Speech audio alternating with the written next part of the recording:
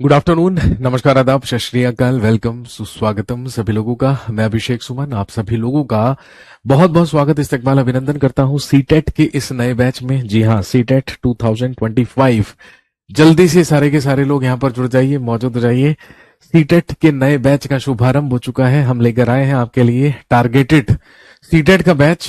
और जिन लोगों के सीटेट पेपर 2 है, तो आप जानते हैं कि भाई आपके सिलेबस में आपके पास पढ़ने के लिए सोशल साइंस या सोशल स्टडीज भी है। और सोशल साइंस या सोशल स्टडीज में ही दो इंपॉर्टेंट सब्जेक्ट्स, यानी कि हिस्ट्री और पॉलिटी, दोनों के दोनों सब्जेक्ट्स मैं आपको पढ़ाने वाला हूं इस बैच में। आइए सारे के सारे लोग यहां पर जल्दी से मौजूद हो जाइए। लुबना आरा, अरजीत प्रसाद, मनीष रे, रोहित कुमार, आरती पांडा, आशीष पांडे, रचना कुमारी यहां पर मौजूद हैं। इनके कमेंट्स मुझे यहां पर नजर आ चुके हैं।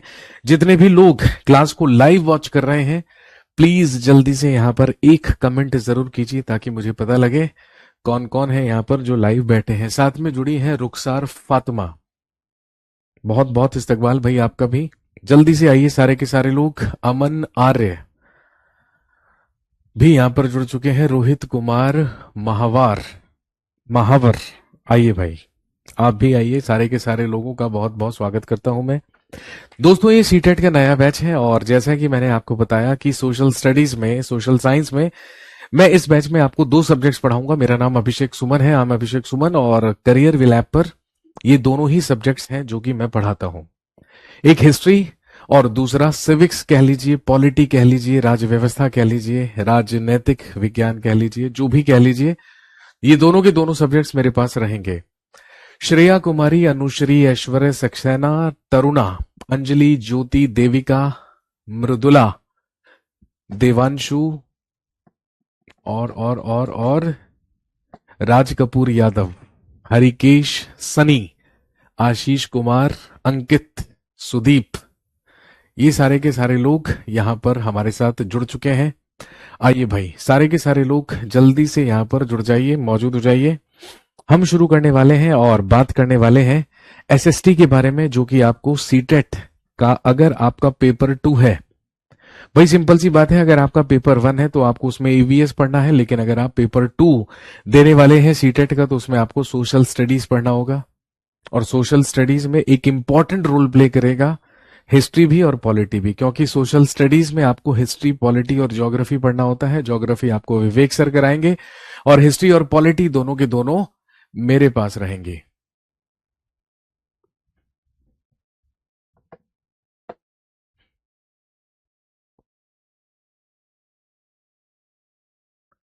तो आइए सारे के सारे लोग जल्दी से यहां पर जुड़ जाइए।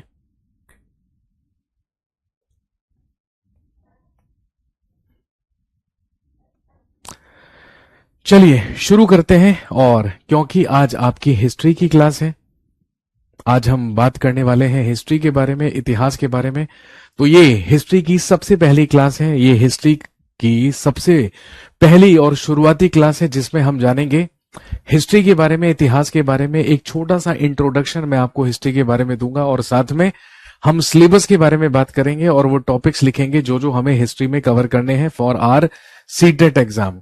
सबसे पहली चीज तो ये ध्यान में रखिएगा कि जब आप सीटेट की तैयारी करते हैं, जब आप सीटेट के लिए प्रिपेयर करते हैं, तो भाई सोशल स्टडीज में आपको केवल और केवल 6th, 7th और 8th क्लास की जो एनसीईआरटी की बुक्स होती हैं उसी का कंटेंट प्रिपेयर करना होता है आपके एग्जाम के लिए, सोशल स्टडीज के लिए। क्योंकि सीटेट हमेशा जो एग्जाम में सवाल पूछता है वो सिर्फ और सिर्फ किसके लिए होता है, या सिर्फ और सिर्फ एनसीईआरटी बेस्ड होता है, वो एनसीईआरटी से ही पूछा जाता है। तो इसीलिए ध्यान रखेंगे। सबसे पहले हम बात करते हैं दोस्तों आज हिस्ट्री के बारे में या इतिहास के बारे में।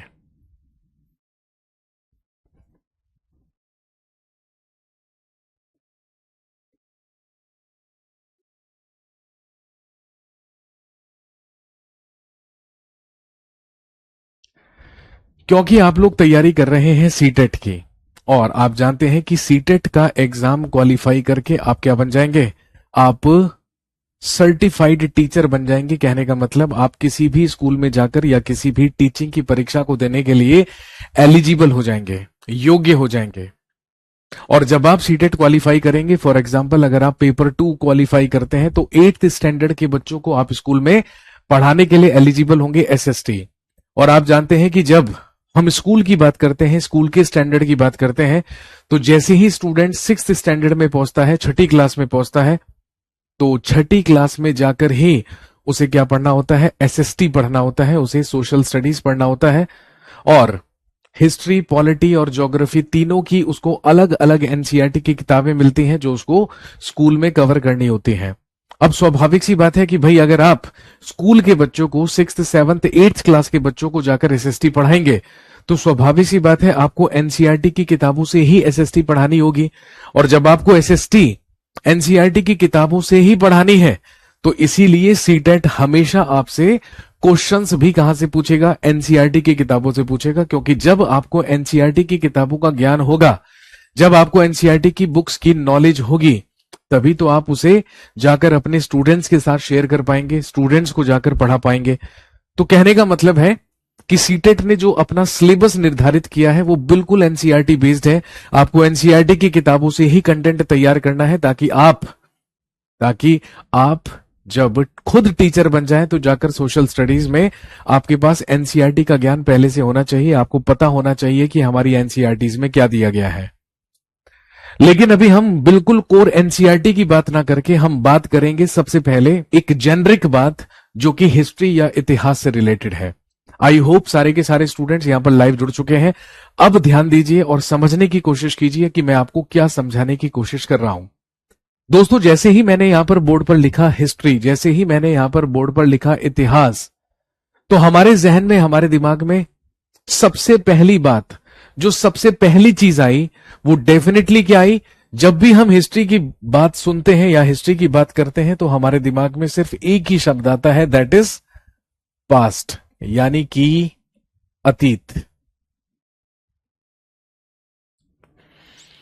अब जैसे ही मैंने यहां पर हिस्ट्री लिखा, जैसे ही मैंने यहां पर इतिहास लिखा, तो हमारे दिमाग में सबसे पहले यही बात आई कि डेफिनेटली हम हिस्ट्री में या हम इतिहास में अपने पास्ट के बारे में पढ़ने वाले हैं, अपने अतीत के बारे में पढ़ने वाले हैं। और आप जानते हैं कि अपने अतीत का अध्ययन करना ही, अपने पास्ट के बारे में स्टडी करना ही तो क्या होता है, हिस्ट्री होता है, इतिहास होता है।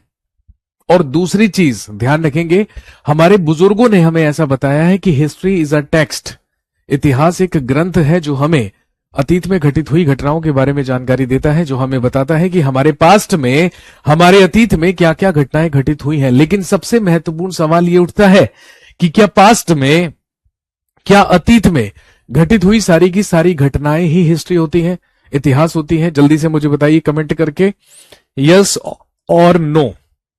अगर मैंने आपसे कहा कि इतिहास एक ऐसा ग्रंथ है जो हमें अतीत में घटित हुई घटनाओं के बारे में जानकारी देता है, जो बताता है कि पास्ट में क्या हुआ है, तो क्या पास्ट में घटित हुई सारी की सारी घटनाएं, सारे के सारे इंसिडेंसेस को ही आप हिस्ट्री कह सकते हैं, इतिहास कह सकते हैं? यस और नो।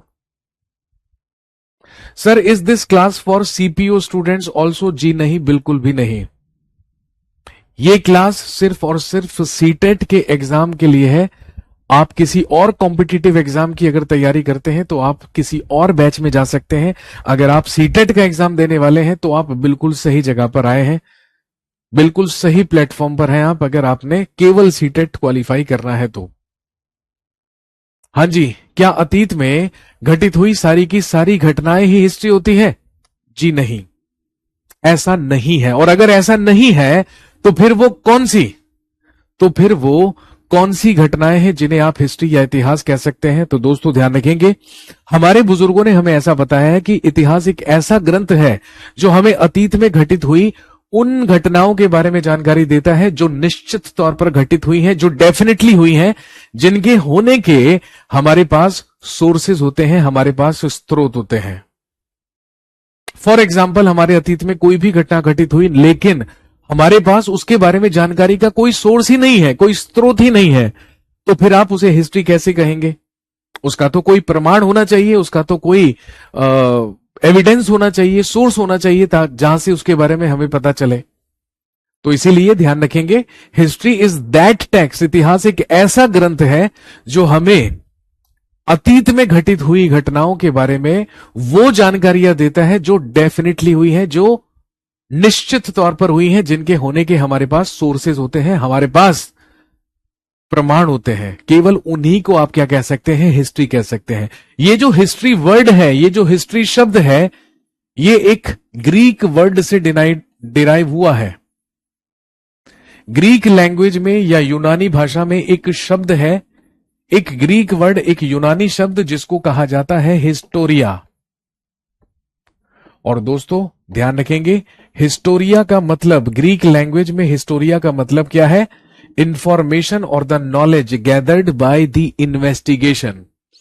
इन्वेस्टिगेशन करके, छानबीन करके हमें जो भी इंफॉर्मेशन मिलती है, हमें जो भी जानकारी मिलती है, that information is known as historia in Greek language. उसी को हम यूनानी भाषा में क्या कहते हैं?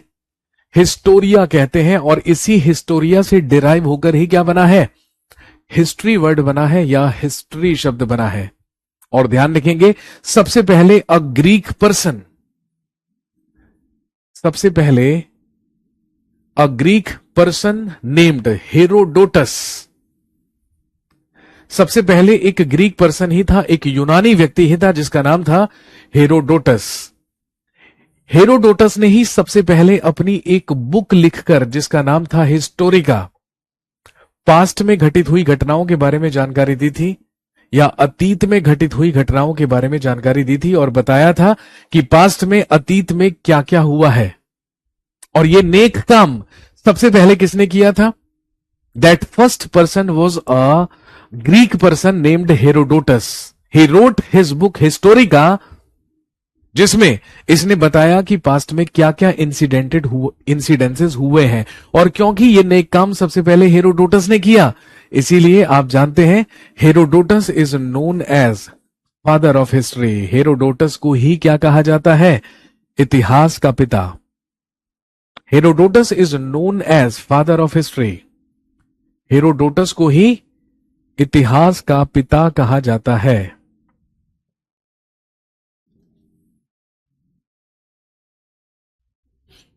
Is that clear to everyone? क्या यहां तक की बात सभी लोगों को क्लियर है? प्लीज मुझे जल्दी से बताइए। सर इसके नोट्स मिलेंगे? जी बिल्कुल मिलेंगे नोट्स। मैं जो भी कुछ बोर्ड पर लिख रहा हूं, इसको पीडीएफ फॉर्म में कन्वर्ट करके आपको आपके बैच में नोट्स सेक्शन में अपलोड कर दिया जाएगा, ताकि आज हमने क्लास में जो भी पढ़ा है वो सारा का सारा आपके पास बोर्ड पीएनजीज जो है वो पीडीएफ फॉर्म में आपके पास रहे। Father of history is Herodotus. Herodotus को कहा जाता है इतिहास का पिता। अब अभी अभी मैंने आपसे कहा कि इतिहास एक ऐसा ग्रंथ है जो हमें अतीत में उन घटनाओं के बारे में जानकारी देता है जो निश्चित तौर पर हुई हैं, जो डेफिनेटली हुई हैं, जिनके होने के हमारे पास सोर्सेज हैं, हमारे पास प्रमाण हैं। तो ध्यान रखेंगे, वो सोर्सेज या वो स्रोत जो हमें पास्ट के बारे में बताते हैं, हमारे अतीत के बारे में बताते हैं, ये सोर्सेज दो टाइप के हो सकते हैं। These sources can be of two types. ये जो स्रोत हैं ये दो प्रकार के हो सकते हैं। सर आपको देखकर बहुत खुशी हुई, बहुत दिन बाद आपके बैच में। अच्छा मैं आपकी बैच में था 2024 में। ओके मेरे भाई, बहुत बहुत आपका स्वागत है। मुझे भी है ना आप लोगों को देखकर बेहद बेहद खुशी हुई, क्योंकि मुझे इंतजार रहता है सीटेट के बैच का। साल में 2 बार करियर वे लैब पर सीटेट का बैच बनता है, और सीटेट से पहले है ना आप लोग जब सीटेट की तैयारी करने के लिए आते हैं तो मुझे बेहद खुशी होती है आप लोगों से मिलकर। और सबसे बड़ी खुशी इस बात की होती है ना कि अब सीटेट के बैच में हमें स्टूडेंट्स को नहीं पढ़ाना है, हमें उन्हें पढ़ाना है जो ऑलरेडी या तो टीचर्स हैं या ऑलरेडी टीचर बनने की तैयारी कर रहे हैं। तो जितनी खुशी आपको मुझे देखकर हुई, उससे ज्यादा खुशी मुझे आपको देखकर हुई। सोर्सेस या स्रोत, यानी कि हमारे पास्ट के बारे में जानकारी के, हमारे अतीत के बारे में जानकारी के हमारे पास दो प्रकार के सोर्सेस होते हैं या दो प्रकार के स्रोत होते हैं। और ध्यान रखेंगे, जिसमें सबसे पहला सोर्स कहलाता है या सबसे पहले सोर्सेस कहलाते हैं आर्कियोलॉजिकल सोर्सेस। या जिसे आप हिंदी में कह सकते हैं पुरातात्विक स्रोत। सबसे पहले होते हैं आर्कियोलॉजिकल सोर्सेस, सबसे पहले होते हैं पुरातात्विक स्रोत। और अगर पुरातात्विक स्रोतों के बारे में बात करें, आर्कियोलॉजिकल सोर्सेस के बारे में बात करें, तो आप जानते हैं आर्कियोलॉजिकल सोर्सेस में हम इंक्लूड कर सकते हैं किन्हें? इंस्क्रिप्शंस को। इंस्क्रिप्शंस को हम हिंदी में कहते हैं अभिलेख।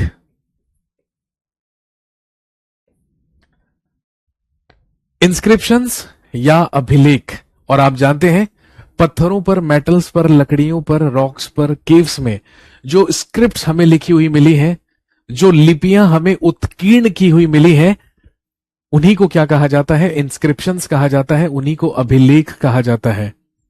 भारत में सबसे पुराने इंस्क्रिप्शंस, सबसे पुराने अभिलेख सम्राट अशोक के अभिलेख माने जाते हैं। और अशोक के अभिलेखों को सबसे पहले 1837 में 1837 में जेम्स प्रिंसिप नामक एक आर्कियोलॉजिस्ट के द्वारा पढ़ा गया था। जेम्स प्रिंसिप ही वो सबसे पहला व्यक्ति था जिसने अशोक के अभिलेखों को पढ़ा था, क्योंकि 1837 से पहले तो हमें इस रूलर के नाम तक के बारे में नहीं पता था। हम तो ऐसा सोचते थे कि ये कोई श्रीलंका का रूलर था और भारत में बौद्ध धर्म का प्रचार करने के लिए आया था। लेकिन जब जेम्स प्रिंसिप ने अशोक के अभिलेखों को पढ़ा और बताया कि इस राजा का नाम अशोक था, ये मगध में मौर्य साम्राज्य का सबसे महान शासक हुआ करता था। और इतना ही नहीं, उसने ये भी बताया कि ये श्रीलंका से भारत बौद्ध धर्म का प्रचार करने के लिए नहीं आया था, बल्कि इसने अपने बेटे महेंद्र और बेटी संघमित्रा को श्रीलंका भेजा था बौद्ध धर्म का प्रचार करने के लिए। कहानी पूरी पलट गई, क्योंकि जेम्स प्रिंसिप के द्वारा क्या पढ़ लिए गए? अशोक के इंस्क्रिप्शंस यानी कि अभिलेख, जो एक प्रकार का आर्कियोलॉजिकल सोर्स है, जो हमें हमारे पास्ट के बारे में, हमारे अतीत के बारे में जानकारी देता है। इसके अलावा हम इसमें इंक्लूड कर सकते हैं वो सारे के सारे मॉन्यूमेंट्स, वो सारी की सारी इमारतें, वो सारे के सारे स्मारक जो कि पास्ट में बनवाए गए हैं या अतीत काल से लेकर आधुनिक काल तक बनवाए गए हैं। दोस्तों, आप जानते हैं दिल्ली का लाल किला, दिल्ली की जामा मस्जिद, दिल्ली में कुतुब मीनार, हुमायूं का मकबरा, आगरा का ताजमहल, आगरा के समीप फतेहपुर सीकरी में बुलंद दरवाजा, मध्य प्रदेश में सांची का स्तूप, वाराणसी के सारनाथ में धमेक स्तूप, ये सारी की सारी वो मॉन्यूमेंट्स हैं, ये सारे के सारे वो स्मारक, वो इमारतें हैं जिनसे भी हमें अतीत के बारे में या पास्ट के बारे में जानकारी मिलती है। लेकिन ये भी क्या कहलाते हैं? एक प्रकार के आर्कियोलॉजिकल सोर्सेस कहलाते हैं, पुरातात्विक स्रोत कहलाते हैं। इसके बाद इसमें हम इंक्लूड कर सकते हैं कॉइन्स यानी कि सिक्के। आर्कियोलॉजिकल सोर्सेज में कॉइन्स भी आते हैं, सिक्के भी आते हैं, क्योंकि अलग अलग पीरियड में अलग अलग राजाओं के द्वारा अलग अलग प्रकार के कॉइन्स चलवाए गए, सिक्के चलवाए गए, और उन सिक्कों से भी हमें उन राजाओं के बारे में कई सारी जानकारियां मिली। जैसे फॉर एग्जाम्पल, आप जानते हैं कि गुप्त वंश, गुप्ता एम्पायर का सबसे महान राजा हुआ करता था, या सबसे पराक्रमी शासक, सबसे शक्तिशाली राजा हुआ करता था समुद्रगुप्त। और समुद्रगुप्त के ही सिक्कों पर उसे वीणा वादन करते हुए चित्रित किया गया है। कहने का मतलब, ही इश्यूड वीणा प्लेइंग टाइप कॉइन्स। समुद्रगुप्त ने ऐसे कॉइन्स चलवाए थे, ऐसे सिक्के चलवाए थे कि चांदी के सिक्कों पर उसी की इमेज बनी हुई थी जिसमें ही वॉज प्लेइंग वीणा, जिसमें वो वीणा वादन कर रहा था। अब समुद्रगुप्त के सिक्कों से हमें ये तो पता चला कि ये कभी समुद्रगुप्त ने अपने शासनकाल में चलवाए थे, लेकिन साथ में हमें यह भी तो पता चला कि Samudragupta was a Veena player, Samudragupta एक वीणा वादक था, क्योंकि उसी के सिक्कों पर उसे वीणा वादन करते हुए चित्रित किया गया है। और हमें ना सिर्फ ये पता चला कि समुद्रगुप्त एक वीणा वादक था, बल्कि हमें यह भी पता चल गया, क्या पता चल गया? हमें यह भी पता चल गया कि veena is considered as the oldest musical instrument of India. Bharat का सबसे प्राचीन वाद्य यंत्र, म्यूजिकल इंस्ट्रूमेंट ही किसको माना जाता है? वीणा को माना जाता है। ये भी क्या है? Archaeological source. इसमें हम इंक्लूड करेंगे स्टैचूज यानी कि मूर्तियां, इसमें हम इंक्लूड करेंगे सील्स या मोहरें एटसेट्रा, यानी कि वो सारी की सारी चीजें, यानी कि वो सारी की सारी चीजें जो हमें एक्सकेवेशन से मिली हैं, हमें उत्खनन से मिली हैं, हमें खुदाई में मिली हैं, उन सारी की सारी चीजों को ही आर्कियोलॉजिकल सोर्सेज या पुरातात्विक स्रोत कहा जाता है। और शायद आप जानते होंगे, डेफिनेटली जानते होंगे, इन सारी की सारी चीजों की खोज करने का काम, इन पर रिसर्च करने का काम, इन्हें मेंटेन करने का काम, इनके रखरखाव करने का काम एक डिपार्टमेंट के द्वारा किया जाता है, and that department is known as ASI, archaeological survey of India department, जिसे हम भारतीय पुरातत्व सर्वेक्षण विभाग कहते हैं। और ASI, archaeological survey of India department की स्थापना अलेक्जेंडर कनिंघम के द्वारा की गई थी, who is known as father of Indian archaeology. जिन्हें भारतीय पुरातत्व का जनक कहा जाता है वो कौन है? Alexander Cunningham. उन्हीं के द्वारा इस विभाग की स्थापना की गई थी और हमारे देश के जितने भी आर्कियोलॉजिकल सोर्सेज हैं सबका रखरखाव करने का काम ASI के द्वारा ही किया जाता है। आप में से बहुत सारे ऐसे लोग होंगे जो हिस्टोरिकल मॉन्यूमेंट्स पर गए होंगे। जैसे फॉर एग्जांपल अगर आप ताजमहल विजिट करने के लिए कभी भी अपने जीवन में गए हैं तो आपने वहां पर देखा होगा कि जब आप ताजमहल का टिकट लेंगे तो ताजमहल के टिकट पे सबसे ऊपर ही क्या लिखा होगा? Archaeological survey of India department, भारतीय पुरातत्व सर्वेक्षण विभाग। क्योंकि ताजमहल हो, चाहे दिल्ली का लाल किला, हुमायूं का मकबरा, कुतुब मीनार, कोई भी मॉन्यूमेंट हो, तो आप जानते हैं कि सबके रख रखाव करने का कार्य किसके द्वारा किया जाता है? इसी डिपार्टमेंट के द्वारा किया जाता है। सर बोर्ड कट हो रहा है। बेटे बोर्ड में कुछ नहीं कटा है, मैंने लास्ट बात सील सी लिखी है, उसके बाद मैंने सिर्फ एटसेट्रा लिखा था। तो आप चाहे तो लिख सकते हैं, अगर आप फिर भी नहीं मानोगे तो चलिए मैं थोड़ा सा जूम आउट कर देता हूं। ये लीजिए, ये सारे के सारे कहलाते हैं आर्कियोलॉजिकल सोर्सेस, पुरातात्विक स्रोत, और हमें जानकारी देते हैं हमारे पास्ट के बारे में, हमारे अतीत के बारे में। इसके बाद दूसरे प्रकार के, दूसरे टाइप के होते हैं लिटरेरी सोर्सेस या साहित्यिक स्रोत। अगले होते हैं लिटरेरी सोर्सेज या साहित्यिक स्रोत। और ध्यान रखेंगे, लिटरेरी सोर्सेज में हम उन बुक्स को इंक्लूड करते हैं, उन पुस्तकों को इंक्लूड करते हैं, उन ग्रंथों को, उन लेखों को इंक्लूड करते हैं जो हमें लिटरेरी फॉर्म्स में मिले हैं, साहित्यिक स्रोतों के रूप में मिले हैं या किताबों के माध्यम से मिले हैं। और अगर हम लिटरेरी सोर्सेज की बात करें, अगर हम साहित्यिक स्रोतों की बात करें, तो लिटरेरी सोर्सेज को भी हम 3 पार्ट्स में डिवाइड कर सकते हैं। भाई सबसे पहले होंगे रिलीजियस लिटरेरी सोर्सेस, वो साहित्यिक स्रोत जो कि क्या है? धार्मिक।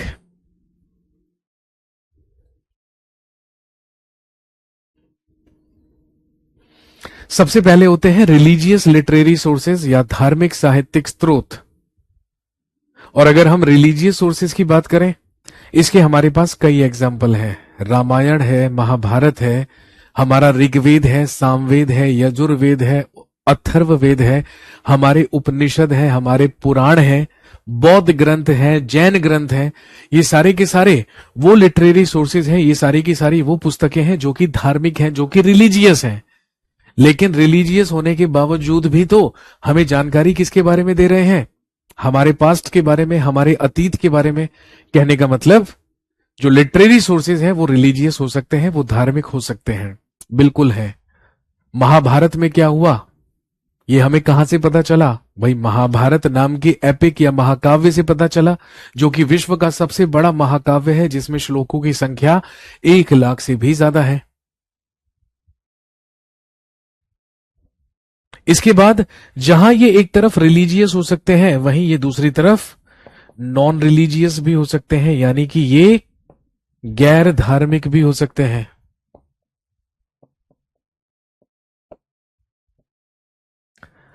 दूसरी तरफ ये नॉन रिलीजियस या गैर धार्मिक भी हो सकते हैं।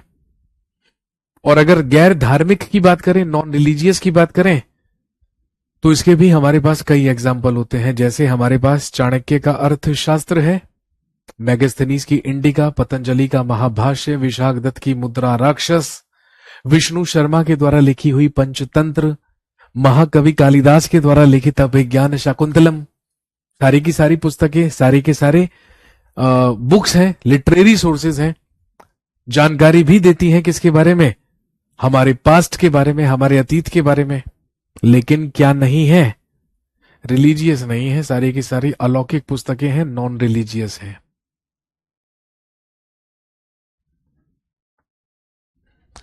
Sir Bible is not religious source. बेटे बाइबल हमारे इतिहास के बारे में, भारत के इतिहास के बारे में जानकारी नहीं दे रही है ना।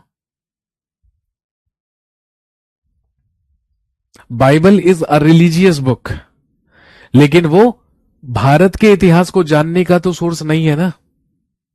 कुरान भी क्या है, एक रिलीजियस बुक है, लेकिन क्या कुरान भारत के इतिहास के बारे में जानकारी देती है? नहीं देती है ना। हम केवल उन रिलीजियस पुस्तकों के या बुक्स के बारे में बात कर रहे हैं जो बताते हैं हमारे अतीत के बारे में, हमारे पास्ट के बारे में। समझ गए बात? तो जहां ये रिलीजियस और नॉन रिलीजियस हो सकते हैं, वहीं तीसरे प्रकार के ये हो सकते हैं डिस्क्रिप्शन ऑफ फॉरेनर ट्रेवलर्स।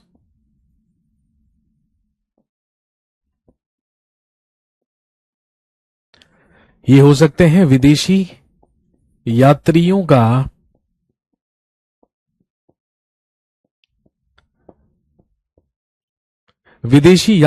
विवरण, विदेशी यात्रियों का विवरण, डिस्क्रिप्शन ऑफ फॉरेनर ट्रेवलर्स। अब आप सोच रहे होंगे कि भाई विदेशी यात्री, फॉरेनर ट्रेवलर्स हमारे अतीत के बारे में कैसे जानकारी दे सकते हैं, ये कैसे पॉसिबल है? बिल्कुल पॉसिबल है। आप जानते होंगे कि एंशियंट पीरियड से ही समय समय पर हमारे देश में कुछ ना कुछ फॉरेन ट्रेवलर्स का आना जाना लगा रहा। इसके हमारे पास कई एग्जाम्पल हैं। आप सबने सम्राट हर्षवर्धन का नाम सुना होगा। पुष्यभूति डायनेस्टी या पुष्यभूति वंश का सबसे महान राजा 7th सेंचुरी की शुरुआत में कौन हुआ? सम्राट हर्षवर्धन। और सम्राट हर्षवर्धन के ही शासनकाल में a famous Chinese traveller Hiuen Tsang arrived India. Hiuen Tsang Bharat आया था। और आप जानते हैं कि हुएनसांग ने ही एक फेमस बुक लिखी, एक प्रसिद्ध पुस्तक लिखी जिसका नाम था सी यू की। और उस सी यू की नामक पुस्तक से ही उसने हर्षवर्धन के बारे में और इंडिया के बारे में बहुत सारी इंफॉर्मेशन हमें दी, जिससे हमें पता चला कि हमारे पास, हमारे अतीत में क्या हुआ था। ऐसे ही हमारे पास और भी एग्जाम्पल हैं। जब दिल्ली सल्तनत में दिल्ली के सुल्तानों का शासन चल रहा था और दिल्ली सल्तनत में तुगलक वंश का सुल्तान मोहम्मद बिन तुगलक शासन कर रहा था, तो मोहम्मद बिन तुगलक के शासनकाल में ही मोरक्को से एक फेमस अफ्रीकन ट्रेवलर, एक प्रसिद्ध अफ्रीकी यात्री इब्न बतूता भारत आया था। और इसी इब्न बतूता के द्वारा एक पुस्तक लिखी गई थी, एक बुक लिखी गई थी, जिसे हम रेहला के नाम से जानते हैं। और इसी रेहला नामक पुस्तक से हमें कई इंपॉर्टेंट इंफॉर्मेशन मिली है, मोहम्मद बिन तुगलक के बारे में भी, दिल्ली सल्तनत के बारे में भी और इंडिया के बारे में भी। महमूद गजनवी का नाम आपने सुना होगा। भारत पर 17 बार आक्रमण करने वाला महमूद गजनवी। इसी के साथ इसका एक लेखक, फेमस लेखक भारत आया था, जिसे हम अल बरूनी के नाम से जानते हैं। और अल बरूनी के ही द्वारा एक फेमस बुक लिखी गई थी तहकीक हिंद, या जिसे आप किताबुल हिंद के नाम से भी जानते हैं। उससे भी हमें कई सारी इंफॉर्मेशन मिली है इंडिया के बारे में, हमारे इतिहास के बारे में। तो कहने का मतलब यह है कि अगर हमारे पास्ट में, हमारे अतीत में कोई भी घटना घटित हुई है और उस घटना के घटित होने का या तो हमारे पास कोई आर्कियोलॉजिकल सोर्स हो या हमारे पास कोई लिटरेरी सोर्स हो या दोनों हो, तो अगर उस घटना का हमारे पास आर्कियोलॉजिकल या लिटरेरी सोर्स है या दोनों हैं, तो ही आप उसे शामिल करेंगे, तो ही आप उसे बाइज्जत बाअदब क्या कह सकते हैं? हिस्ट्री कह सकते हैं, इतिहास कह सकते हैं। लेकिन अगर कोई पास्ट में घटना घटित हुई है लेकिन उसके होने का हमारे पास कोई प्रमाण नहीं है, तो आप उसे हिस्ट्री नहीं बोल सकते, आप उसे इतिहास नहीं कह सकते। क्योंकि इतिहास वही है जिसका हमारे पास प्रमाण है, जिसका हमारे पास सोर्स है, जिसके बारे में जानकारी के हमारे पास सोर्सेज होते हैं, स्रोत होते हैं। केवल उन्हीं को हम क्या कहते हैं? हिस्ट्री कहते हैं या इतिहास कहते हैं।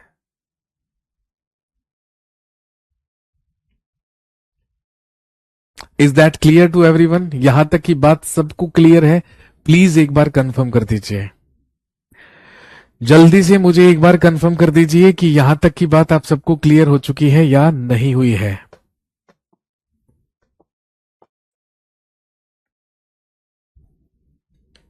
हाँ जी, जल्दी से कंफर्म कीजिए फटाफट से, यहां पर यस और नो में कमेंट कर दीजिए। और यस और नो के साथ, ठीक है, आप किस किस शहर में बैठकर इस क्लास को वॉच कर रहे हैं, साथ में अपने शहर का नाम जरूर लिख दीजिए। जल्दी से, जल्दी से मुझे बताइए, ये बात आपको समझ में आ गई, यस और नो? और साथ में यस और नो के साथ अपने शहर का नाम लिख दीजिए। मुझे पता रहना चाहिए कितनी डाइवर्सिटी है हमारे सीटेट के बैच में, क्योंकि हमारा सीटेट का बैच ही वो एक बैच होता है जिसमें सबसे ज्यादा डाइवर्सिटी देखने को मिलती है और जिसमें नारी शक्ति पुरुष शक्ति से ज्यादा होती है। Meerut, okay ji. Palak Kansal from Meerut, Anushree from Ujjain, Devanshu Varanasi से, यूपी बस्ती, न्यू दिल्ली, लखनऊ, मुस्कुराइए आप लखनऊ में हैं फिर, वेस्ट बंगाल गोरखपुर, अयोध्या,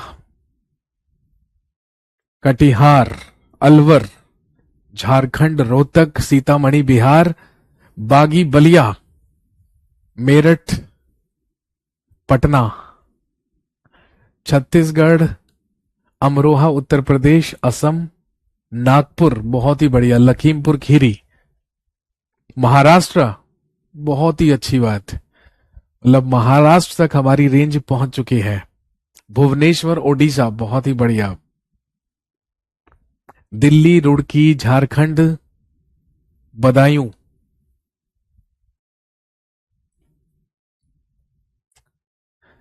बहुत अच्छा लगा, गुवाहाटी असम, प्रयागराज, आजमगढ़, हरियाणा, झज्जर, ग्वालियर, सुल्तानपुर यूपी, सिवान, पटना, केरला बताइए,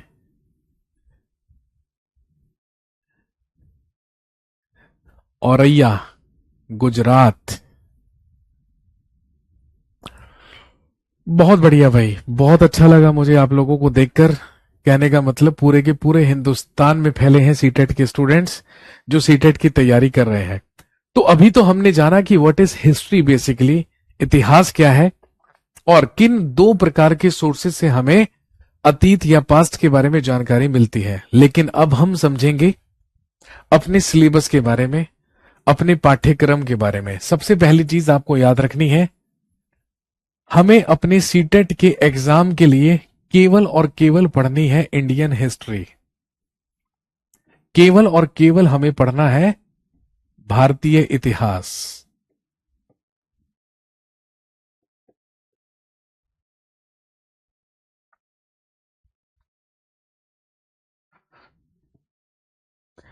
क्योंकि आप तैयारी कर रहे हैं सीटेट पेपर 2 की, और सीटेट के पेपर 2 में आपको तैयार करनी है सोशल स्टडीज।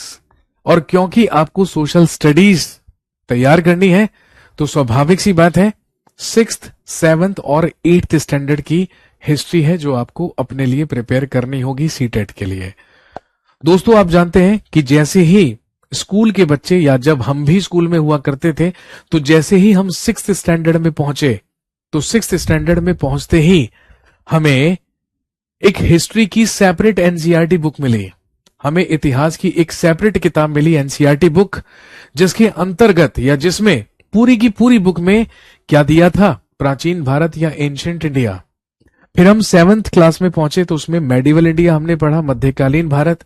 और फिर जब 8th स्टैंडर्ड में पहुंचे तो हमने उसमें आधुनिक भारत के बारे में बात की। कहने का मतलब यह है कि आपके सिलेबस में पढ़ने के लिए आपके पास केवल इंडियन हिस्ट्री है, और Indian history can be divided into 3 major parts. हम एंशिएंट हिस्ट्री या भारतीय इतिहास को 3 मेजर पार्ट्स में क्या कर सकते हैं, डिवाइड कर सकते हैं। और वो 3 मेजर पार्ट्स कौन कौन से होते हैं? सबसे पहला कहलाता है एंशिएंट हिस्ट्री।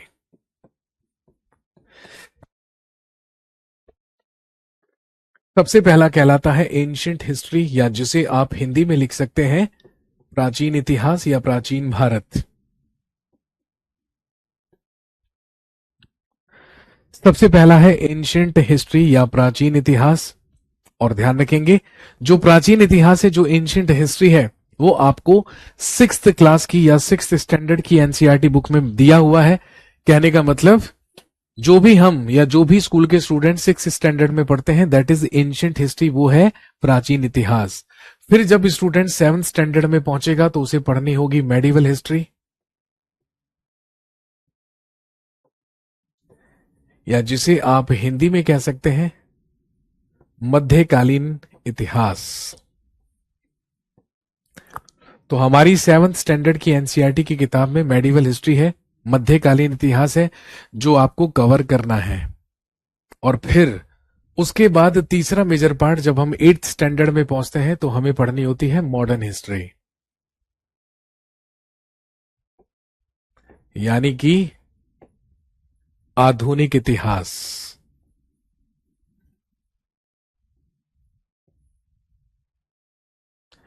एंशिएंट हिस्ट्री यानी कि प्राचीन इतिहास, मेडिवल हिस्ट्री यानी कि मध्यकालीन इतिहास, और मॉडर्न हिस्ट्री यानी कि आधुनिक इतिहास। तो हमें इन 3 मेजर पार्ट्स को कवर करना है सीटेट के लिए, क्योंकि 6th, 7th और 8th स्टैंडर्ड के जो बच्चे हैं वो यही पढ़ते हैं 3 सालों में। 6th स्टैंडर्ड में एंशिएंट इंडिया, 7th स्टैंडर्ड में मेडिवल इंडिया और 8th स्टैंडर्ड में मॉडर्न इंडिया। अब अगर आप इन तीनों हिस्ट्रीज को आपस में या इन तीनों पार्ट्स को आपस में कंपेयर करेंगे, तो आपस में कंपेयर करने के बाद हमें पता चलेगा कि इन तीनों में सबसे पुराना और सबसे लंबा पीरियड कौन सा रहा होगा। डेफिनेटली एंशिएंट इंडिया यानी कि प्राचीन भारत या प्राचीन इतिहास। अब अगर हम अकेले एंशिएंट हिस्ट्री की बात करें, प्राचीन इतिहास की बात करें, तो that can be further divided into 3 major parts. तो इसे भी आप 3 फर्दर पार्ट्स में क्या कर सकते हैं, डिवाइड कर सकते हैं, जिसमें सबसे पहला कहलाता है प्री हिस्टोरिक पीरियड, यानी कि प्रागैतिहासिक काल। सबसे पुराना और सबसे पहला पीरियड कहलाता है प्री हिस्टोरिक पीरियड, यानी कि प्रागैतिहासिक काल। Second period is known as proto historic period, जिसे आप हिंदी में कह सकते हैं आधे ऐतिहासिक काल।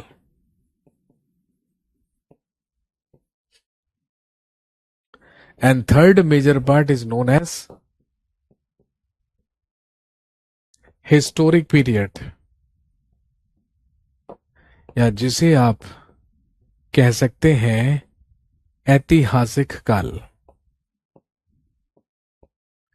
बिल्कुल बेसिक सी इंफॉर्मेशन है जो आपको पता होनी चाहिए एज ए स्टूडेंट भी, और कल को जब आप टीचर बन जाएंगे तो डेफिनेटली एज टीचर भी, क्योंकि आप अच्छी तरीके से जानते हैं भाई आप एसएसटी के टीचर बनने वाले हैं। और अगर आप एसएसटी के टीचर बनने वाले हैं तो आपके पास केवल उतनी नॉलेज नहीं होनी चाहिए जितनी एक स्टूडेंट के पास होती है, एक 6ठी क्लास के बच्चे के पास होती है, उससे थोड़ी सी ज्यादा डेफिनेटली होनी चाहिए ही।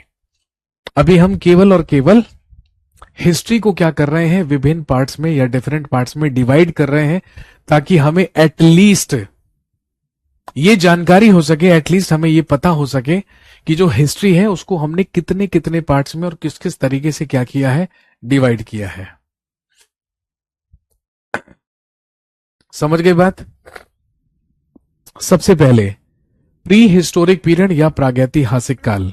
तो ध्यान रखेंगे, प्री हिस्टोरिक पीरियड या प्रागैतिहासिक काल वो पीरियड है, वो काल है जिसके हमारे पास आर्कियोलॉजिकल सोर्सेस तो है लेकिन कोई भी रिटन सोर्स नहीं है। कहने का मतलब प्री हिस्टोरिक पीरियड वो पीरियड है जिसके हमें टूल्स मिले हैं, जिसके हमें औजार मिले हैं, लेकिन कोई भी रिटन सोर्स, कोई भी लिखित साक्ष्य हमें नहीं मिला है, जिससे हमें ये जानकारी मिलती है कि वो उस समय की बात है जब मनुष्य के द्वारा लिपियों का भी आविष्कार नहीं किया गया था, जब उसने पढ़ने लिखने की भी शुरुआत नहीं की थी। That period is known as pre historic period, उसी को प्रागैतिहासिक काल कहते हैं। लेकिन प्रोटो हिस्टोरिक पीरियड वो पीरियड है जिसके हमारे पास आर्कियोलॉजिकल सोर्सेज भी हैं और रिटन सोर्सेज भी। कहने का मतलब जिसके हमें अवशेष भी मिले हैं और साथ में लिखित साक्ष्य भी मिले हैं। लेकिन जितने भी रिटन सोर्सेज हमें मिले, जितने भी लिखित साक्ष्य हमें मिले, दे आर स्टिल अनआइडेंटिफाइड। उन्हें आज तक भी पढ़ा नहीं जा सका है। क्यों नहीं पढ़ा जा सका है? इसलिए नहीं पढ़ा जा सका है क्योंकि मनुष्य ने लिपियों का आविष्कार तो कर लिया था, उसने पढ़ना लिखना शुरू तो कर दिया था, लेकिन उसने अपनी स्क्रिप्ट्स में, अपनी लिपियों में क्या लिखा, क्या कन्वे करने की कोशिश की, हम उसे आज तक नहीं समझ पाए, उसे हम आज तक भी आइडेंटिफाई नहीं कर पाए। इसीलिए that period is known as proto historic period. और फिर हिस्टोरिक पीरियड, ऐतिहासिक काल, ये वो पीरियड है जिसके हमारे पास आर्कियोलॉजिकल सोर्सेज भी हैं और रिटन सोर्सेज भी, यानी कि हमारे पास इसके अवशेष भी हैं, रिमेन्स भी हैं, और साथ में रिटन सोर्सेज भी हैं। और जितने भी रिटन सोर्सेज हमें मिले हैं उन सबको पढ़ने में सफलता हासिल कर ली गई है। इसीलिए हम इसको क्या कह रहे हैं? Historic period. अब इन तीनों पीरियड्स में आपस में कंपेयर करेंगे तो सबसे पुराना और सबसे लंबा पीरियड कौन सा रहा? प्री हिस्टोरिक पीरियड, प्रागैतिहासिक काल। इसीलिए इस पीरियड को हम फर्दर 3 एजेस में क्या करते हैं? डिवाइड करते हैं। सबसे पहली एज कहलाती है स्टोन एज।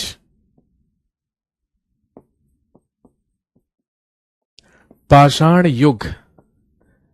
नाम से ही पता चल रहा है, वो एज, वो युग जिसमें मनुष्य अपने टूल्स बनाने के लिए, अपने औजार बनाने के लिए केवल स्टोन्स, केवल पत्थरों का इस्तेमाल किया करता था। That period is known as stone as.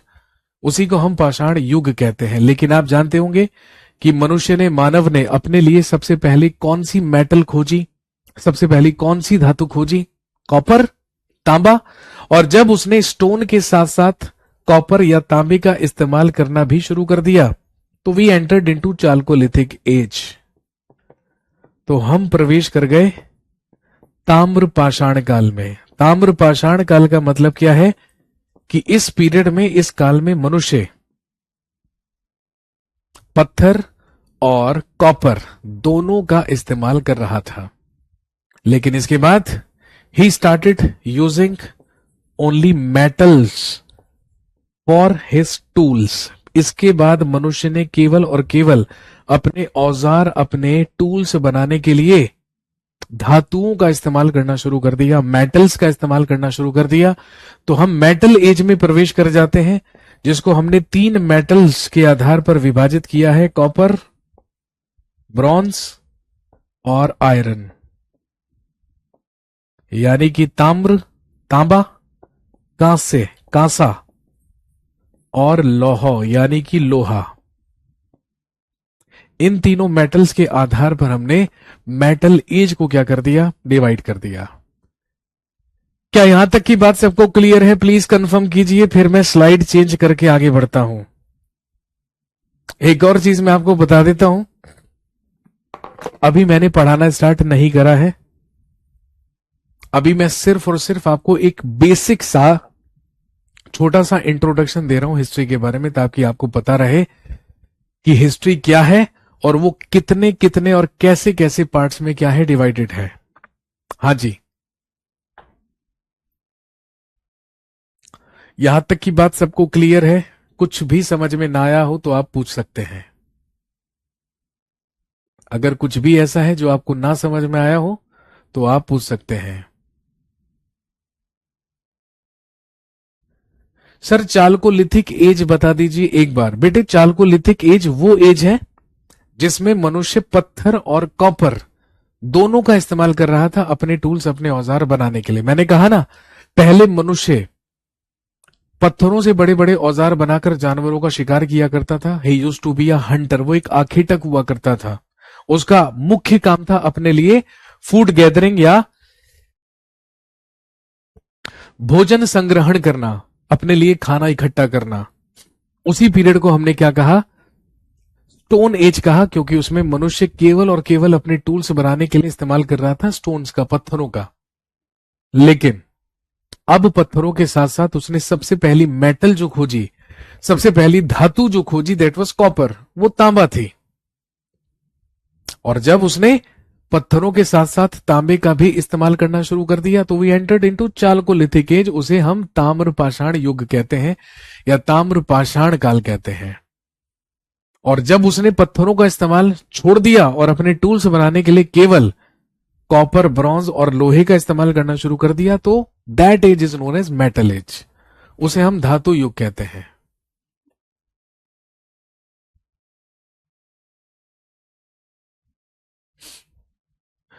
Ranjana Singh, sir मुझे कुछ समझ में नहीं आ रहा, तो मुझे बताइए वो कुछ क्या है। जब आप मुझे कुछ के बारे में बताएंगे तभी तो उस कुछ का सॉल्यूशन निकलेगा। क्या आपने क्लास अभी ज्वाइन करी है? रंजना सिंह, मुझे कुछ समझ में नहीं आ रहा, ये तो बहुत, ये सबसे आसान कमेंट है करने के लिए यहां पर। लेकिन मुझे ये बताइए, ठीक है, आपको कौन सी चीज ऐसी है जो समझ में नहीं आई? क्या आप छठी, सातवीं, आठवीं क्लास में नहीं पढ़ी हैं? सब पढ़े हैं, सब पढ़े हैं। आपको पता होगा आपके हिस्ट्री का, है ना, जो सबसे पहला टॉपिक है पढ़ने के लिए, व्हेन, वेयर या what, when, where and how, क्या, कब, कहां और कैसे, यही है ना सबसे पहला टॉपिक पढ़ने के लिए। ये सारी की सारी बात हमें वहीं पे पढ़नी है। अभी तो मैं केवल और केवल, है ना, आपको सिर्फ और सिर्फ ये बता रहा हूं कि हिस्ट्री क्या है। अभी मैंने पढ़ाना शुरू कहां करा है। मुझे, है ना, ऐसा कुछ भी नहीं मैंने अभी तक बताया जिसमें आपको कोई फॉर्मूला लगाना हो, कोई थ्योरम याद करनी हो, इसमें कुछ भी नहीं है ऐसा। अभी अभी तो मैं केवल और आपको केवल हिस्ट्री को क्या कर रहा हूं, डिफरेंट पार्ट्स में डिवाइड कर रहा हूं। अगर आप मेरी क्लास में ये सोच कर आएंगे कि हाँ, है ना, मुझे इंटरेस्ट लेकर चीजों को समझना है, पढ़ना है, तभी तो आप एक अच्छे टीचर बन पाएंगे ना। क्योंकि आपको केवल और केवल सीटेट का पेपर क्वालिफाई नहीं करना है, आपको सीटेट का क्वालिफाई या एग्जाम क्वालिफाई करके आपको टीचर भी बनना है। ऐसा तो नहीं होगा आप में से कोई भी स्टूडेंट जिसको केवल सीटेट क्वालिफाई करके अपने घर पे दिखाना है लोगों को कि लीजिए I am CTET qualified now. ऐसा तो कुछ भी नहीं है ना, ऐसा तो बिल्कुल भी नहीं है, ये आप भी जानते हैं। सीटेट के बैच में, है ना, मोर देन 90% सिर्फ और सिर्फ गर्ल्स होती हैं या फीमेल्स होती हैं या लड़कियां होती हैं, 10% लड़के होते हैं। सेम हमेशा यहां पर भी आपके बैच में more than 90% are girls, 90% females हैं और 10% के आसपास मेल्स हैं, लड़के हैं। और जो 90% लड़कियां यहां पर मौजूद हैं या गर्ल्स यहां पर मौजूद हैं या फीमेल्स यहां पर मौजूद हैं, ठीक है, उसमें उन लड़कियों में इतनी ज्यादा डाइवर्सिटी है, इतनी ज्यादा विविधता है कि उसमें एक वो लड़की भी है, ठीक है, जिसने अभी हाल ही में, है ना, या तो ग्रेजुएशन कंप्लीट की है या बीएड कंप्लीट की है और वो तुरंत, है ना, सीटेट क्वालिफाई करके क्या करना चाहती है, टीचर बनना चाहती है, ताकि आगे कोई भी टीचिंग का कॉम्पिटिटिव एग्जाम आता है तो वो उसमें अपीयर हो और उसमें फटाफट से क्या करे, वो अपीयर होकर एग्जाम को क्वालिफाई करे और उसकी नौकरी लग जाए, वो टीचर बन जाए, है ना, यही होता है।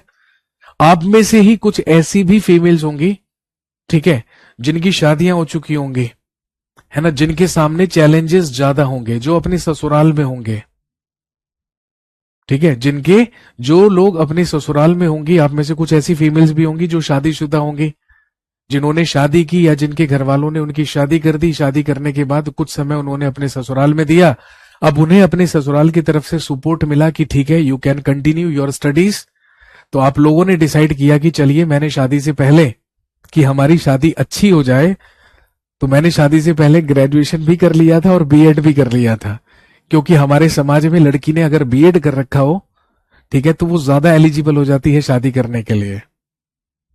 तो उसकी शादी कर दी गई, अब वो अपने ससुराल में पहुंच गई। अब ससुराल में पहुंचने के बाद कुछ समय तक उसने अपने ससुराल में एडजस्ट किया, सब लोगों को जाना पहचाना समझा, कुछ साल बीत गए उसी में।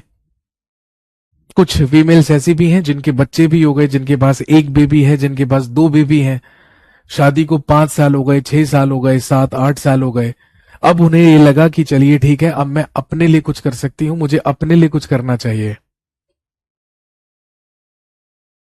अब उन्हें उनके हस्बैंड से सपोर्ट मिला कि ठीक है, you can continue your studies, आप अपनी पढ़ाई को कंटिन्यू कीजिए, सीटेट क्वालिफाई कीजिए, उसके बाद आप टीचिंग जॉब कर सकते हैं। चाहे वो आप प्राइवेट स्कूल ज्वाइन करें, चाहे आप कोई सरकारी, है ना, जो टीचिंग की जॉब्स होती हैं उसके लिए अप्लाई करें। ऑब्वियसली आप सारे के सारे स्टूडेंट्स उन्हीं कैटेगरीज में आते हैं। ये बात आपको भी पता है और मुझे तो हमेशा ही पता होती है, क्योंकि मैं हमेशा, है ना, सीटेट की बैच में शुरू से पढ़ाते आया हूं, जब से करियर वे लैब चल रहा है। तो मुझे आप लोगों की सारी कहानियां पता है। आप में से कुछ ऐसी फीमेल्स होंगी जिनके बच्चे भी होंगे, जिनको पढ़ाई छोड़े हुए भी बहुत टाइम हो गया होगा। रंजना सिंह, हो सकता है आप भी ऐसे ही एक स्टूडेंट हो, यहां पर आप भी ऐसी ही एक फीमेल हो। अब यदि आपको पढ़ाई छोड़े हुए टाइम हो चुका है ना, आप बहुत लंबे टाइम से स्टडीज के टच में नहीं है ना, तो टेंशन बिल्कुल मत लीजिए। हो सकता है आपको ऐसा लग रहा हो कि मुझे कुछ भी समझ में नहीं आ रहा, लेकिन जब आप अंदर से ये दृढ़ संकल्प कर लेंगे, जब आप ये अंदर से ठान लेंगे कि चाहे कुछ भी हो, मुझे इंटरेस्ट भी लेना है, मुझे समझना भी है, ना सिर्फ समझना है, मुझे चीजें तैयार करनी है, याद करनी है, एग्जाम क्वालिफाई करना है, और एग्जाम क्वालिफाई करके फिर मुझे बनना है टीचर। तो कहने का मतलब है, आप सीटेट के बैच में आए हैं, आप मुस्कुराइए, चेहरे पे स्माइल लाइए, और सबसे पहले अपने अंदर पॉजिटिविटी लाइए, अपने अंदर सकारात्मकता लाइए कि भाई आई कैन डू दैट। आपके मन में सबसे पहले ये बात होनी चाहिए कि मैं ये कर सकती हूं या कर सकता हूं। जब तक आप ये बात अपने मन में नहीं लाएंगे, ठीक है, तब तक, है ना, तब तक हर चीज आपके लिए मुश्किल रहेगी, आपको हर चीज को समझने में प्रॉब्लम होगी। सर मैं साइंस की स्टूडेंट हूं। बेटे आप साइंस की स्टूडेंट है ना, आपको 10 साल हो गए हैं पढ़े हुए, आपने बोला 10 ईयर्स हो गया। तो मैं आपको बता देता हूं, देखो मैं यहाँ पे हिस्ट्री और पॉलिटी पढ़ाता हूं, ठीक है, मैं भी साइंस का स्टूडेंट हूं। लेकिन मेरा सवाल ये है सिर्फ आपसे कि भाई आपने 10वीं क्लास तक तो एसएसटी पढ़ी है ना, आप साइंस के स्टूडेंट हैं, ये आप 11वीं से ही तो कह सकते हैं कि आप 11वीं में 12वीं में ग्रेजुएशन में साइंस के स्टूडेंट रहे होंगे, बिल्कुल रहे होंगे, है ना। लेकिन आपने छठी सातवीं आठवीं क्लास में तो पढ़ा है ना, छठी सातवीं आठवीं क्लास हम सब ने पढ़ी है। और आपको यहां पर कोई बड़ी चीज तैयार नहीं करनी है, आपको सिर्फ वो चीज तैयार करनी है जो छठी सातवीं आठवीं क्लास के छोटे छोटे बच्चे स्कूल में पढ़ते हैं। आपको सिर्फ वो तैयारी करनी है। समझ गए बात? इसीलिए बी पॉजिटिव, भरोसा रखिए सबसे पहले खुद पे, और दूसरा भरोसा रखिए मुझ पर। बस आपको यही करना है। आपने देखा होगा ना, जब हम सड़क पर जा रहे होते हैं, अगर सड़क पे चलते चलते कोई गड्ढा आ जाए, फॉर एग्जाम्पल, है ना, कोई गड्ढा आ जाए या कोई नाली आ जाए, हम सबसे पहले क्या सोचते हैं कि चलिए लेट्स जंप। हम इसको क्या करते हैं, कूद कर इसको पार करते हैं, इसको जंप करते हैं। लेकिन, है ना, लेकिन हम छलांग कब लगाएंगे? सबसे पहले हमारे मन में अंदर से क्या बात आएगी कि yes I can climb that, है ना, हम इसको क्लाइंब कर सकते हैं, हम इसको जंप कर सकते हैं। आप सड़क पे चल रहे हैं, सामने गड्ढा आ गया, आपने गड्ढे का साइज देखा, उसकी चौड़ाई देखी, और आपके दिमाग में आया कि हाँ आई कैन जंप दैट। आप तुरंत जंप करेंगे और उसको क्रॉस कर जाएंगे। लेकिन खुद सोचिए, अगर आपके सामने कोई गड्ढा आ गया और आपके दिमाग में ये बात आ गई कि आप इसको जंप नहीं कर सकते, कि आप इसको जंप नहीं कर सकते। सर वॉच किस कंपनी की है आपके हैंड में? ये कैसा सवाल है? ये आपके, है ना, ये आपके एग्जाम में नहीं पूछा जाएगा। This question is out of syllabus मेरे भाई देवांशु सिंह। मतलब मैं इतनी इंफॉर्मेशन और इतनी अच्छी बात बता रहा हूं तेरे को, तू मेरी घड़ी देख रहा है यार क्लास में। कल से मैं घड़ी पहन के आना बंद कर दूंगा। सर वॉच किस कंपनी की है? क्या बात कर दी। मतलब आपका ध्यान यहां तक भी पहुंच जाता है क्या? हैरान कर दिया आपने मेरे को।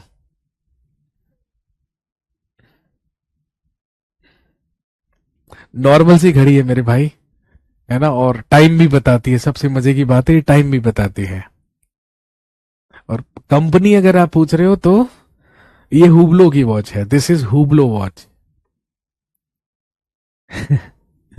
चलिए खैर, एनीवेज, तो अगर हमारे सामने कोई गड्ढा आ गया और हमारे दिमाग में ये बात आ गई ना कि यार मैं इसको ना क्लाइंब नहीं कर पाऊंगा, मैं इसको जंप नहीं कर पाऊंगा, ठीक है, तो चाहे दुनिया इधर से उधर हो जाए, आप कभी भी उसको क्लाइंब करने की कोशिश नहीं करेंगे। कहने का मतलब है, सबसे पहले अपने दिमाग में, अपने विचार में, अपने जहन में, अपने मन में है ना, सिर्फ और सिर्फ ये ख्याल लाइए कि yes I can do it, मैं इसे कर सकता हूं, मैं इसे कर सकती हूं। और जब आप ये सोचेंगे ना कि yes I can do it, तभी आप उसके लिए कोशिश करना शुरू कीजिए। अगर आप पहले से ही नकारात्मक हैं, अगर आप पहले से ही नेगेटिव हैं, तो बहुत मुश्किल होगी। समझ गए बात? और सिंपल सी बात है, कोई भी चीज हमें आसानी से नहीं मिलेगी। हर चीज को प्राप्त करने के लिए संघर्ष करना ही पड़ेगा, और जो चीज संघर्ष करके मिलेगी, है ना, उसकी खुशी उतनी ही ज्यादा हमको मिलेगी। साहिल के सुकून से हमें इनकार नहीं है, साहिल के सुकून से हमें इनकार नहीं है, लेकिन तूफान से कश्ती निकालने का मजा ही कुछ और होता है। तो आपको वही मजा लेना है, तूफान से कश्ती लेकर आनी है साहिल तक, है ना। साहिल पे तो सुकून ही सुकून है, लेकिन आप फंसे हुए हैं तूफान में, आपको लानी है कश्ती निकाल के तूफान से। Stone age, chalcolithic age and metal age. अब अगर हम स्टोन एज की बात करें, अब इन तीनों के तीनों पीरियड्स को हम आपस में कंपेयर करेंगे, तो इसमें सबसे पुराना और सबसे लंबा पीरियड कौन सा रहा होगा? स्वाभाविक सी बात है, स्टोन एज। तो स्टोन एज को हम फर्दर 3 पीरियड्स में क्या कर लेते हैं, डिवाइड कर लेते हैं। सबसे पहला कहलाता है पैलियोलिथिक पीरियड, जिसे हिंदी में कहा जाता है पुरा पाषाण काल। Second one is Mesolithic period, जिसे कहा जाता है मध्य पाषाण काल। और third one is Neolithic period, या जिसे हम कहते हैं नव पाषाण काल। इन तीनों के तीनों पीरियड्स में क्या डिफरेंस है? इन तीनों के तीनों पीरियड्स में आपस में क्या डिफरेंस है? सबसे पहले है पैलियोलिथिक पीरियड, सबसे पहले है पुरा पाषाण काल, यानी कि वो पीरियड जिसमें मनुष्य एक आखेटक, एक शिकारी हुआ करता था, एक भोजन संग्रहक हुआ करता था, जिसका काम था अपने लिए भोजन इकट्ठा करना। इसीलिए वो जानवरों के शिकार किया करता था, पत्थरों से बड़े बड़े औजार बनाकर जानवरों का शिकार करके वो अपने लिए फूड गैदरिंग किया करता था, अपने लिए भोजन इकट्ठा किया करता था। लेकिन धीरे धीरे मानव मस्तिष्क का विकास हुआ एंड मैन स्टार्टेड डोमेस्टिकेशन, मनुष्य ने पशुपालन की शुरुआत की। और जिस पीरियड में उसने पशुपालन की शुरुआत की, that period is known as mesolithic period, उसी को हम कहते हैं मध्य पाषाण काल। और फिर धीरे धीरे ह्यूमन ब्रेन की और डेवलपमेंट हुई, मानव मस्तिष्क का और विकास हुआ, और जिस पीरियड में ही स्टार्टेड एग्रीकल्चर, और जिस काल में मनुष्य के द्वारा कृषि की शुरुआत कर दी गई, that period is known as neolithic period, उसी को हम कहते हैं नव पाषाण काल। तो इन 3 पीरियड्स में अकेले हमने स्टोन एज को क्या कर दिया है, विभाजित कर दिया है, डिवाइड कर दिया है। आई होप ये बात आप सभी लोगों को समझ में आ गई होगी। समय भी समाप्त हो चुका है। इसके आगे की बात अगली क्लास में जब हम बात करेंगे, मिलेंगे, तो डेफिनेटली करेंगे। लेकिन आज का होमवर्क सुन लीजिए, ठीक है। आज का होमवर्क है, जैसे ही ये सेशन खत्म होता है, जैसे ही ये क्लास शुरू होती है, आपको सबसे पहले पहुंचना है अपने इंस्टाग्राम पे, और इंस्टाग्राम पे जाते ही आपको मुस्कुराते हुए टाइप करना है अभिषेक सुमन _GS। तो मेरा मुस्कुराता हुआ चेहरा आपको वहां पर दिखाई देगा, आपको तुरंत उसे फॉलो करना है। उसके बाद दूसरा होमवर्क, आपको तुरंत YouTube खोलना है, और जैसे ही आप YouTube खोलेंगे तो वहां पे आपको मेरा अकाउंट अभिषेक सुमन GS के नाम से मिलेगा। मेरा YouTube चैनल आपको अभिषेक सुमन GS के नाम से मिलेगा। आपको तुरंत वहां पे मुस्कुराते हुए इसे भी फॉलो करना है। फिर आप पहुंचिए टेलीग्राम पे।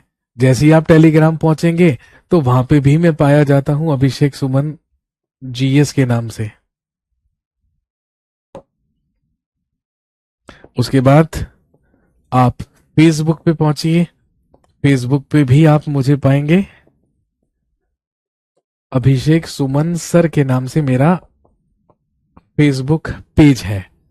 तो आप यहां पर भी मुझे क्या कीजिए, फटाफट से फॉलो कीजिए, क्योंकि जब तक आपका सीटेट का एग्जाम नहीं होता है, जब तक आपका सिलेबस पूरा नहीं होता है, जब तक आपका सीटेट का पेपर क्वालिफाई नहीं होता है, ठीक है, अब तब तक है ना आपका और मेरा जो रिलेशन है वो बना रहेगा, क्योंकि हमारी मुलाकात रोज होगी।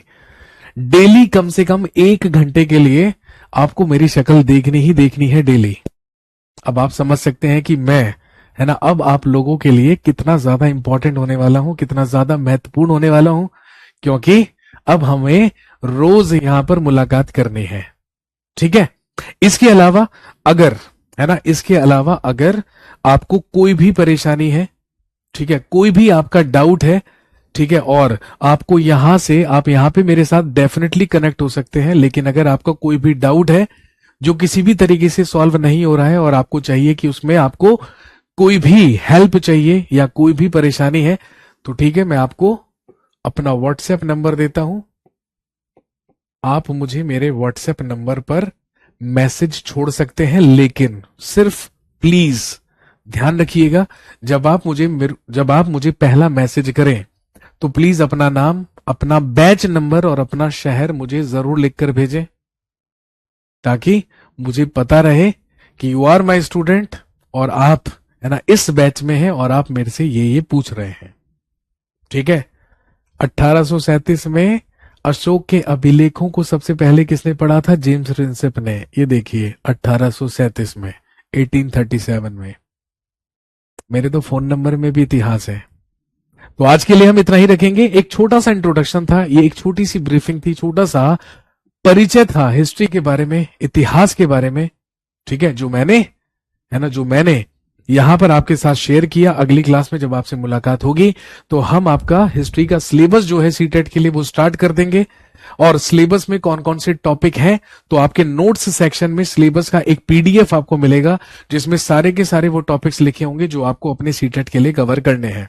तो जाते जाते वो सारे के सारे स्टूडेंट्स जो ऐसा सोच रहे हैं कि मेरी पढ़ाई छूट चुकी है, मैं बहुत साल के बाद तैयारी शुरू कर रहा हूं या शुरू कर रही हूं, मेरे पास घर की मजबूरियां हैं, घर वाले सपोर्ट नहीं कर रहे हैं, है ना, बड़ी मुश्किल से मुझे समय मिल पाता है तैयारी करने का, सारी की सारी दुविधाओं को, सारी की सारी उलझनों को साइड में कर दीजिए। जस्ट बी पॉजिटिव और दिमाग में ये बात बैठा लीजिए कि अब मुझे सीटेट क्वालिफाई करना है और ये होकर रहेगा, चाहे कुछ भी हो जाए।